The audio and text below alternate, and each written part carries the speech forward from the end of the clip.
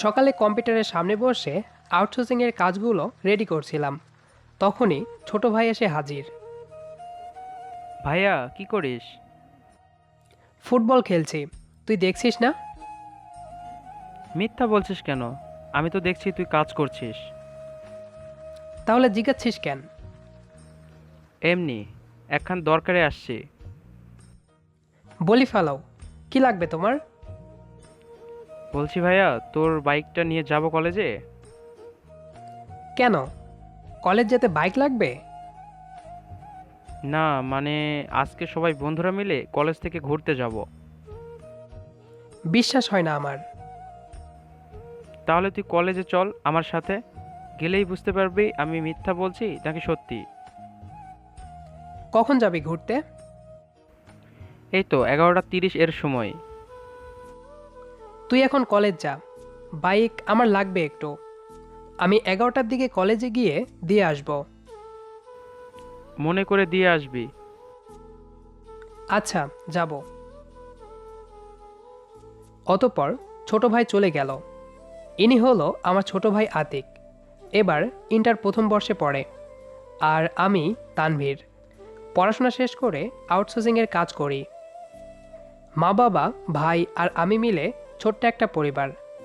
আর আমার একটা আপু আছে, ওর বিয়ে হয়ে গেছে। আমি কাজ শেষে একটু বাজারে গেলাম। বাজারে গিয়ে বাইকে তেল নিলাম। তারপর বন্ধুদের সাথে একটু আড্ডা দিয়ে এবার কলেজের দিকে রওনা হলাম।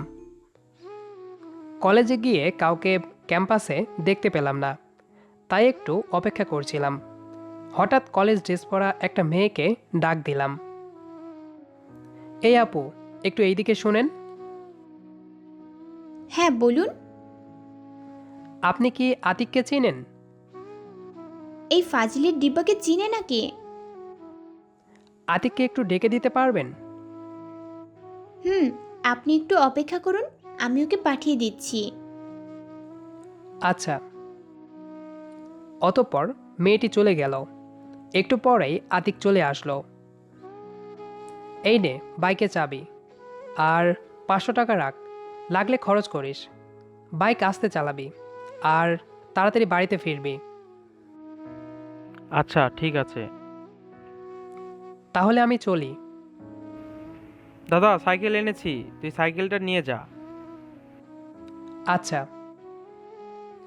অতঃপর আমি সাইকেল নিয়ে বাড়িতে চলে আসলাম। এসেই ঘুম। বিকালে ঘুম ভাঙল। ফ্রেশ হওয়ার জন্য বাইরে আসলাম। তানভীর, আতিককে একটু ফোন কর তো। কেন, এখনো বাড়িতে ফিরিনি? না তো। আচ্ছা, আমি কল করছি। আতিকের নাম্বারে কল দিলাম। প্রথমবার ধরল না, দ্বিতীয়বার ফোন ধরল। আতিক, কোথায় রে তুই? আতিক তো নাই, আমি আতিকের ফ্রেন্ড অনিমা। আতিকের ফোন আপনার কাছে কেন? আতিক আমার কাছে ফোন রেখে কোথায় যেন গেল।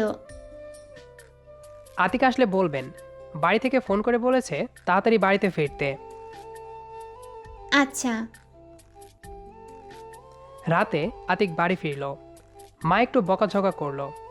রাতে খাওয়ার আগে আতিক আমার রুমে আসলো। কিরে, কিছু বলবি? তুই কি বিকেলে ফোন করেছিলি? হ্যাঁ, একটা মেয়ে ধরেছিল। ও, ও হচ্ছে অনিমা। জানি, ফোনে বলেছিল। কে, প্রেমিকা নাকি? না, আমার বেস্টু। তবে ও তোর প্রেমে পড়েছে। কি বলিস? ঠিকই বলছি। আজ সকালে তোকে দেখেছে আর কথা বলেছে। এতটুকুতেই ওর তোকে ভালো লেগেছে। বাহ, ভালো। তবে কথা বললো কখন? সকালে তুই যাকে আমাকে ডেকে দিতে বলেছিলি ওটা অনিমা। আর ফোনেও তো কথা বলেছে। ওহ, আচ্ছা। আচ্ছা না, অনুকাল তোকে দেখা করতে বলেছে। অনু আবার কে? অনিমার ডাকনাম অনু। ওহ, কাল তুই একবার কলেজে গিয়ে দেখা করবি।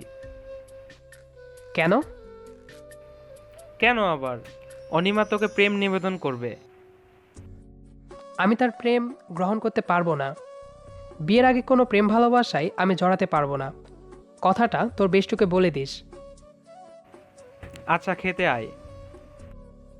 অতঃপর খাওয়া দাওয়া করতে গেলাম। খাওয়া দাওয়া শেষে রুমে ফিরে এলাম। তখন ফোনে কল আসলো।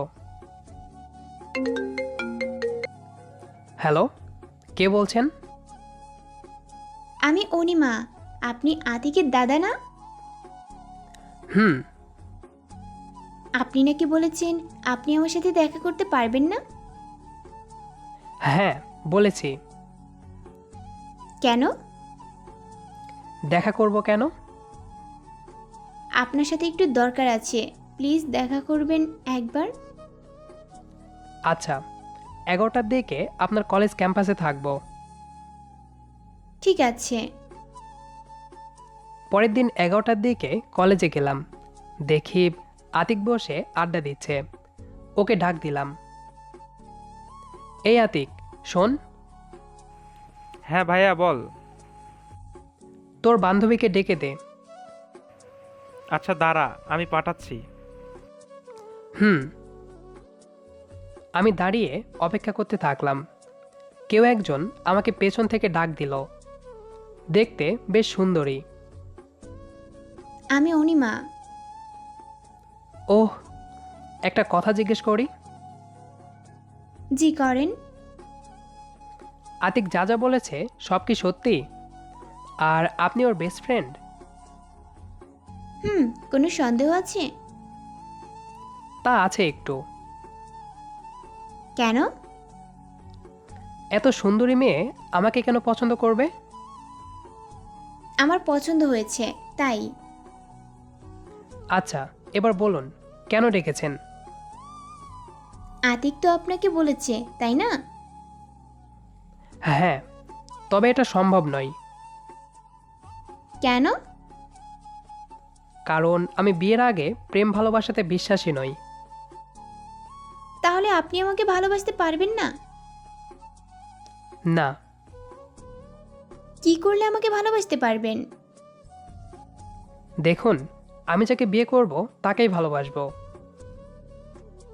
যদি আমি আপনার বউ হই তবে আমাকে ভালোবাসবেন? হুম। আচ্ছা, এবার আপনি যেতে পারেন।